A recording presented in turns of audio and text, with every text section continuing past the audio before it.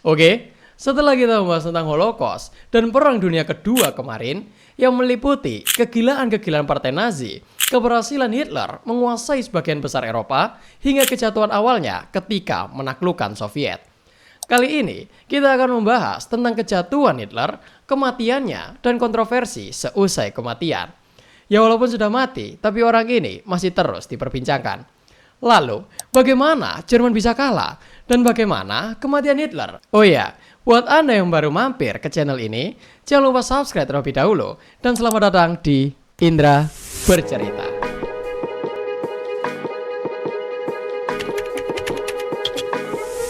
Setelah kekalahan Jerman di Moskow, hal ini menandai pergeseran momentum yang signifikan dan menimbulkan pukulan telak bagi Hitler. Kekalahan itu pun membuat Hitler harus mengalihkan fokus ke selatan Uni Soviet atau Stalingrad, sehingga ia tetap bisa mempertahankan perang di front timur. Perang ini berlangsung dari Agustus 1942 hingga Februari 1943, yang mana merupakan salah satu pertempuran paling brutal dalam sejarah. Pasukan Jerman yang kala itu dipimpin oleh Jenderal Friedrich Paulus harus terlibat pertempuran di jalanan kota yang sudah hancur menghadapi pasukan tentara Uni Soviet yang masih semangat untuk menghentikan invasi Jerman.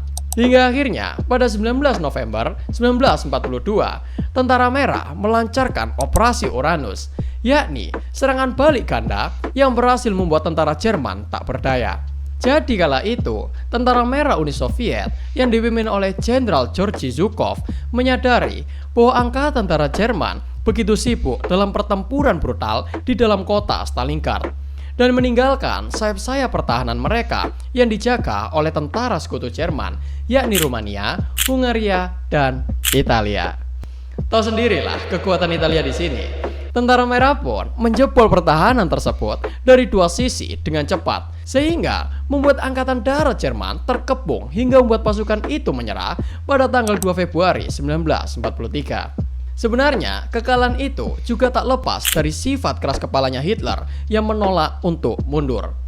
Menurut Kersau, Hitler malah memerintahkan Paulus untuk bertahan sampai titik darah penghabisan dan menjanjikan bantuan angkatan udara kepadanya, tanpa memperhitungkan pasokan makanan, suhu yang begitu dingin, dan bantuan udara yang dijanjikan juga tidak pernah terwujud. Kekalahan Jerman kali ini juga membuat musuh-musuh mereka akhirnya berpikir bahwa Jerman tidak sekuat itu jika mereka menggunakan strategi yang tepat. Nah, Stalingrad kan di front timur ya. Di sisi lain, juga sebenarnya Jerman mendapatkan serangan yang tak kalah brutalnya. Seperti yang sudah kita bahas di episode sebelumnya, bahwa Jerman dan Italia juga turut menginvasi Afrika Utara. Lah, karena terlalu fokus untuk menguasai Uni Soviet, Jerman pun tidak secara maksimal mempertahankan wilayah ini. Hingga akhirnya pasukan Inggris di bawah Jenderal Bernard Montgomery melancarkan serangan ke El Alamein pada tanggal 13 Oktober dan membuat pasukan Jerman kocar-kacir di tanggal 11 November 1942. Menurut Scherer, pertempuran itu memaksa pasukan Jerman mundur dalam keadaan kacau, kehilangan banyak peralatan dan personel, serta menandai berakhirnya kekuatan Jerman terhadap terusan Suez. Selain itu, pada 8 November 1942, pasukan gabungan Amerika Serikat dan Inggris di bawah komando Jenderal Dwight Eisenhower juga turut melancarkan pendaratan amfibi besar-besaran di Maroko dan Aljazair untuk menekan pasukan Jerman. Serangan ini dinamai dengan Operasi Obor, yang menurut Evans, operasi ini adalah operasi skala besar pertama yang melibatkan Amerika Serikat dalam Perang Dunia Kedua. Yo ngerti dewe lah Amerika yo. Paling dak mikir, ini Jerman kalah deh. Wah ini juga keuntungan gak sih? Nah, dari sisi timur, yakni di El Alamein sudah dikuasai Inggris, dan dari sisi barat sudah dilululantakan dengan Operasi Obor yang menyisakan ruang gerak pasukan Jerman semakin menyempit, yakni di Tunisia.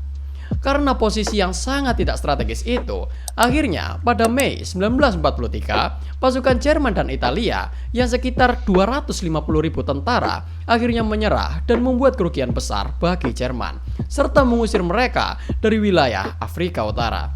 Kersau di sini menegaskan bahwa ini dikarenakan Hitler yang begitu terpaku pada front timur dan tidak memperhatikan front lain yang juga terancam. Seusai pihak sekutu mengusir Jerman atau pihak poros meninggalkan Afrika Utara, mereka langsung merencanakan untuk merebut Eropa Selatan dengan targetnya yakni Italia. Ya seperti kita kalau mengerjakan soal ujian lah, tentu mengerjakan yang mudah dulu kan. Sama seperti ini, mengincar yang lemah dulu, yakni Italia. Akan tetapi, pihak sekutu tidak serta-merta langsung merebut Italia begitu saja. Mereka menyerang daerah Sisilia terlebih dahulu, yakni pada tanggal 10 Juli 1943. Saat itu, kekuatan gabungan antara Amerika Serikat dan Inggris mengerahkan serangan amfibi besar-besaran dengan mendaratkan 150.000 tentara di berbagai titik pantai Sisilia. Pasukan poros pun dibuat tak berdaya dan harus dievakuasi ke daratan utama Italia sebelum terperangkap di pulau itu. Nah, invasi ini tidak hanya berdampak pada peperangan saja, namun juga berdampak pada kondisi politik Italia saat itu. Hanya 15 hari berselang, kekuatan Benito Mussolini sebagai pemimpin fasis Italia harus digulingkan dan ditangkap untuk menghentikan invasi yang lebih parah lagi. Benar saja, setelah jatuhnya Mussolini, pemerintah baru Italia diam-diam bernegosiasi dengan sekutu untuk gencatan senjata yang ditandatangani pada 3 September 1943 dan diumumkan secara resmi di tanggal 8 September 1943. Nah, tentu Jerman tidak tinggal diam dong. Sahabat karibnya, yakni Italia, harus direbut dengan mudah. Ia pun melancarkan operasi Axis yang bertujuan untuk menduduki seluruh pasukan Italia sebelum jatuh ke tangan musuh. Bahkan dengan berani, pada tanggal 12 September, Hitler memerintahkan pasukannya untuk melakukan misi penyelamatan Benito Mussolini dan mengangkatnya sebagai kepala Republik Sosial Italia, yakni sebuah negara boneka yang sepenuhnya dikendalikan oleh Hitler. Ini merupakan bentuk perlawanan Jerman untuk menunjukkan bahwa Italia masih dalam kendalinya. Di sini, Jerman pun akhirnya serius bertahan dari serangan sekutu dengan benar-benar mempertahankan Italia. Jerman dengan cepat membangun serangkaian garis pertahanan di sepanjang pegunungan Apennine dengan benteng, ladang ranjau, dan posisi artileri yang mereka sembunyikan untuk menyambut kedatangan pasukan sekutu. Dan benar saja, pertahanan Jerman tersebut menjadi pertahanan yang sulit ditembus dan membuat pasukan sekutu harus mengalami kerugian besar-besaran waktu itu. Tapi tetap saja, sulit bukan berarti tidak mungkin.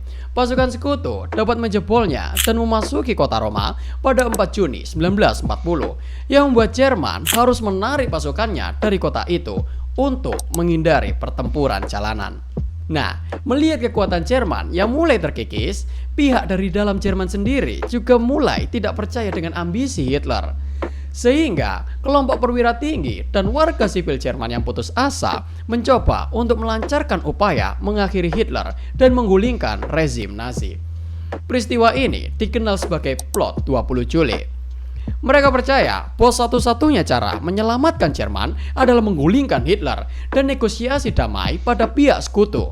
Nah, pada 20 Juli 1944, Kolonel Klaus van Stauffenberg membawa sebuah bom yang disamarkan dalam tas kerja ke markas besar Hitler di Prusia Timur. Ia menyembunyikan bom tepat di bawah meja rapat Hitler dan pergi begitu saja. Bom itu meledak dengan hebat dan membuat kerusakan besar pada ruang kerja tersebut, namun tidak mengakhiri Hitler. Ternyata meja tersebut terbuat dari kayu ek yang tebal dan kaki-kaki meja itu juga begitu kokoh. Beberapa perwira yang berada di sana tewas karena ledakan tersebut, seperti Jenderal Rudolf Smuts, dan Hitler sendiri hanya mengalami luka ringan seperti luka bakar dan memar saja.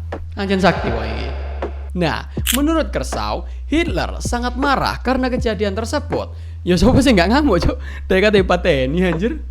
Nah, ia malah menganggap bahwa tangan ilahi membantunya untuk membawa Jerman menuju kemenangan. Hitler pun melakukan pembersihan besar-besaran terhadap kudeta itu dan mengeksekusi banyak orang, walaupun orang tersebut tidak terbukti terlibat dalam kudeta.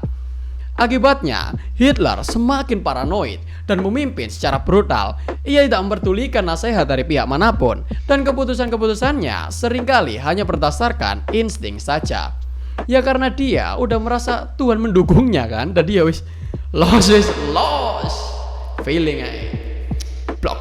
Ketika kudeta berlangsung, pasukan sekutu semakin menekan wilayah-wilayah Jerman Dari barat, pasukan sekutu berhasil membebaskan Prancis dan menuju perbatasan Jerman.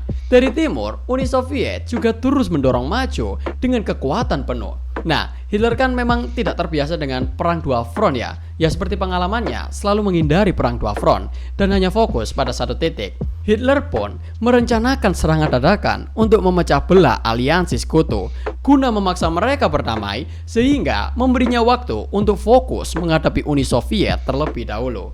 Serangan tersebut terjadi pada 16 Desember 1944 yang dikenal sebagai pertempuran Bulk. Di sini, Hitler menggunakan semua tenaganya untuk merebut kembali pelabuhan Antwerp yang vital di Belgia dan mengepung 4 pasukan sekutu sekaligus. Lagi-lagi, serangan dadakan Hitler ini memang mengejutkan dan seolah tampak menang di awal. Tapi tetap saja harus kalah karena kehabisan tenaga untuk melawan sekutu yang memiliki logistik lebih besar. Yo gabungan beberapa negara anjir lah. Hitler ijen. Akhirnya, di Januari 1945, pasukan sekutu berhasil menekan kembali pasukan Jerman dan garis pertahanan mereka kembali ke posisi semula. Menurut Schirrer, karena pertempuran ini, Jerman menderita kerugian yang sangat besar dalam bentuk kehilangan personil, tank, artileri, dan pesawat tempur mereka. Padahal sumber daya tersebut seharusnya digunakan sebagai bertahan, malah digaya nyerang. Akibatnya, Jerman malah mempercepat kejatuhannya sendiri. Pihak sekutu dan Soviet pun mulai memasuki Jerman dan menghancurkan sebagian besar kota-kota mereka serta melumpuhkan semua industri yang ada. Jutaan orang pun harus diungsikan di bagian tengah Jerman yang mengakibatkan penumpukan populasi yang padat. Hitler sendiri bersembunyi di bunker bawah tanah di Berlin dan menolak menerima kekalahannya. Ia tetap memerintahkan pasukannya untuk menyerang dan bertahan, yang tentu saja itu adalah tindakan yang sia-sia. Hingga akhirnya, pada pertengahan April 1945, tentara merah Soviet dengan kekuatan besar mulai melancarkan serangan terakhir mereka di kota Berlin, yang menjadi salah satu pertempuran perkotaan terbesar dan paling brutal dalam sejarah. Bagaimana tidak, di sini yang bertempur tidak hanya para tentara, namun para simpatisan Hitler juga turut bertempur, yang membuat pertempuran tidak hanya berlangsung di jalan, tapi dari rumah ke rumah. Jadi terkesan koyok sweeping gak sih anjir? Perang loh ini. Hindia takon rumah ke rumah. Hingga akhirnya Hitler memutuskan untuk mengakhiri dirinya sendiri pada 30 April 1945 dengan mengdot kepalanya sendiri. Jasadnya juga diperintahkan untuk dibakar guna menghindari penodaan atau penangkapan oleh Soviet. Di sini, Hitler belajar dari kejadian Benito Mussolini yang dipermalukan oleh rakyatnya sendiri. Nah, singkat cerita, Perang Dunia Kedua akhirnya berakhir dengan kekalahan Jerman.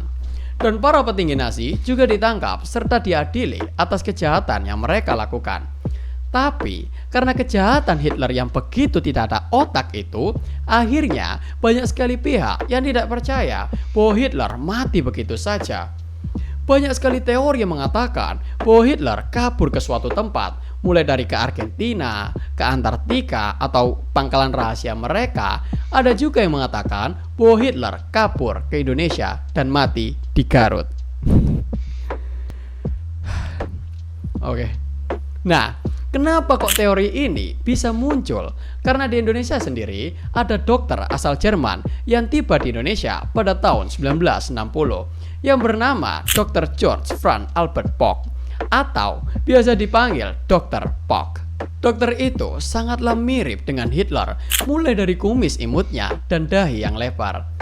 Terus, kenapa kok Hitler lari ke Indonesia? Karena menurut teori itu, Indonesia dikenal tidak memiliki hubungan dengan orang-orang Yahudi. Ya bisa dibilang walaupun ada itu sangatlah minor lah. Embo, ono gak sih orang Yahudi nang gini? Embo ya. Nah, oleh sebab itu, banyak sekali orang yang percaya dengan konspirasi itu. Tapi, jika berdasarkan sejarah, Hitler sudah mati di Berlin ketika kekalahannya. Oke, sekian bahasan kita terkait tokoh paling kontroversial ini. Sudah saya rangkum semuanya di playlist seminggu bersama Hitler. Jadi, buat Anda yang kepo, silakan lihat saja playlist itu. Ya mungkin hampir 2 jam lah. Tentu konten saya ini banyak sekali bolongnya, walaupun saya sudah berusaha semaksimal mungkin untuk menceritakan secara lengkap dan runut. Nah, kekurangan-kekurangan tersebut mari kita diskusikan di kolom komentar. Jangan lupa like dan subscribe serta nyalakan lonceng notifikasinya dan sampai jumpa di video berikutnya.